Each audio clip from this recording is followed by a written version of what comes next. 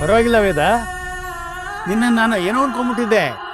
ಮೂರ್ತಿ ಇರೋದು 3 ಅಡಿ ಆದರೂ ನಿನ್ನ ಕೀರ್ತಿ 7 ಸಮುದ್ರ ದಾಟ್ಬಿಟ್ಟಿದೆ. ಏನು ಮಾವನವರು ಇನ್ನೂ ಕೋಪದಲ್ಲಿ ಮುಖನ ಕುಂಬಳಕ್ಕೆ ಊಚ್ಕೊಂಡಿದ್ದಾರೆ. ಕೋಪ ಹೋಗಿಲ್ವಾ ನನ್ನ ಮೇಲೆ? ಅಪರೂಪಕ್ಕೆ ಮನೆ ಮರ್ಯಾದೆ ಉಳಿಸೋ ಕೆಲಸ ಮಾಡಿಬಿಟ್ಟಿದೀಯ. ನಾನೇ ಕೋಪ ಮಾಡ್ಕೊಳ್ಳೆ.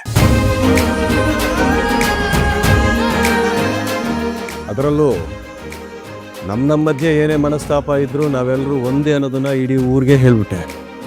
ನಮ್ಮಲ್ಲೂ ಒಗ್ಗಟ್ಟಿದೆ ಅನ್ನೋದನ್ನ ಎಲ್ಲರ ಮುಂದೆ ಪ್ರೂವ್ ಮಾಡಿಬಿಟ್ಟೆ ನೀನು.